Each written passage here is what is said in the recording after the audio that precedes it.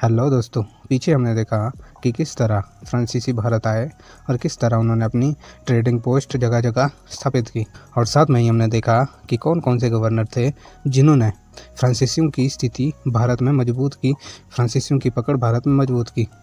आज हम देखेंगे कि फ्रांसीसियों और अंग्रेज़ों के बीच राइवलरी क्यों स्टार्ट हुई, उनके बीच युद्ध क्यों स्टार्ट हुए, इसके बारे में हम आज डिटेल में डिस्कशन करेंगे।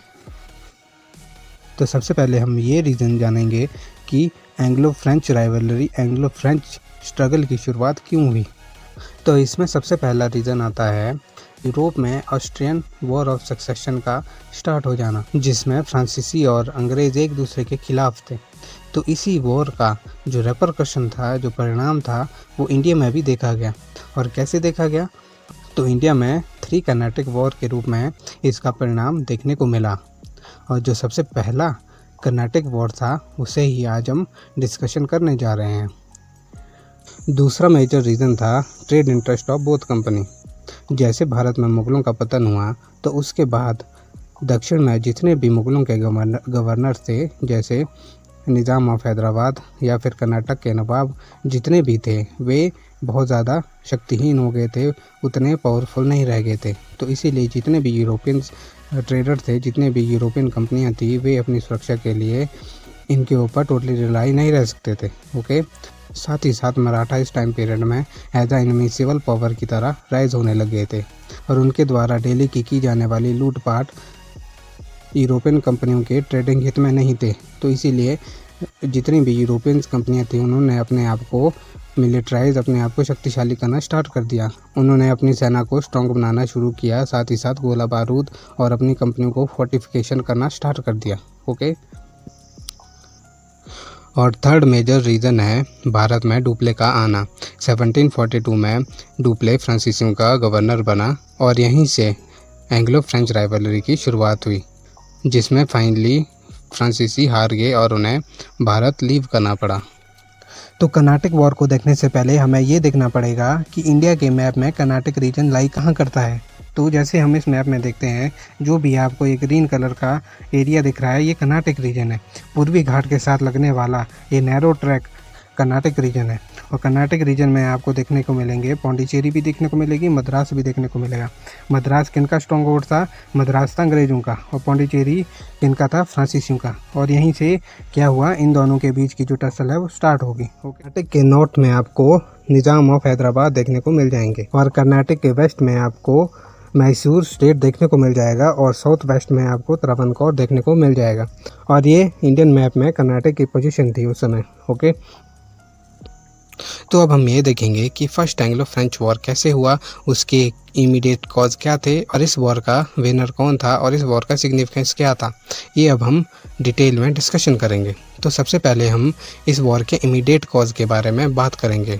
जैसे ऑस्ट्रियन वॉर ऑफ सक्सेशन चला हुआ था, तो उसी के कारण फ्रांसीसियों और अंग्रेज़ों के बीच में राइवलरी बहुत ज़्यादा पीक पे पहुंची हुई थी।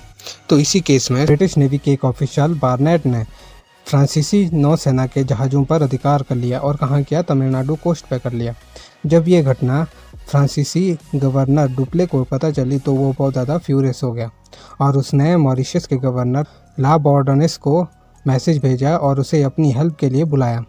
जब मॉरिशस का गवर्नर भारत पहुंचा तो डुप्ले ने अंग्रेज़ों के ऊपर रिटेलिएट किया।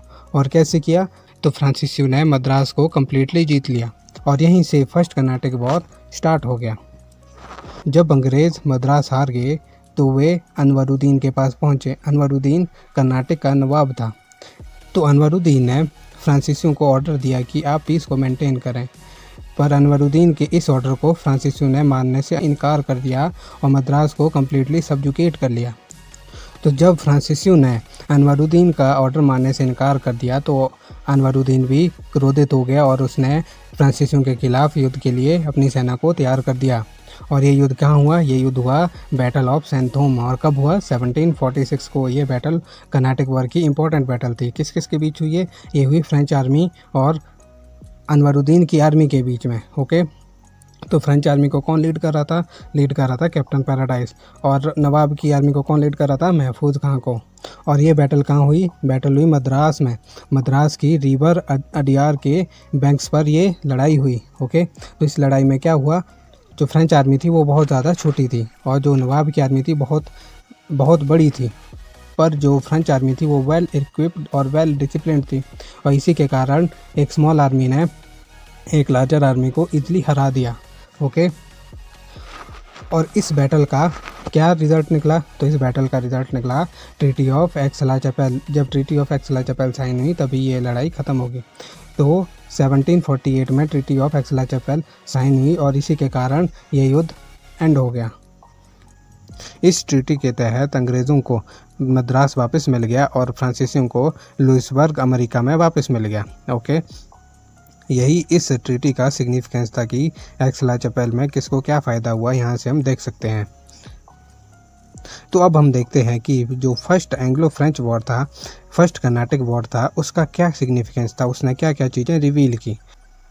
तो सबसे पहला इस वॉर ने ये बताया कि अगर आर्मी का साइज़ छोटा भी हो पर आर्मी वेल इक्विप्ड हो और वेल ट्रेंड हो और वेल डिसिप्लिन्ड हो तो स्मॉल साइज़ आर्मी भी लार्ज साइज़ आर्मी को ईजिली हरा सकती है। ओके, और दूसरा सिग्निफिकेंस इस वॉर का ये था कि इस वॉर ने इंडियंस को ये बताया कि नेवल फोर्स की क्या इंपॉर्टेंस है, कि कितनी अहमियत किसी भी वॉर में नेवल फोर्स रखती है। तो ये फर्स्ट कर्नाटिक वॉर के कुछ सिग्निफिकेंस थे। आज हम अपने लेक्चर में इतना ही कवर करेंगे। तो अपने आने वाले लेक्चर में हम देखेंगे कि सेकंड एंग्लो फ्रेंच वॉर क्यों हुआ और उनका क्या रीज़न था, ये भी हम डिटेल में जानेंगे।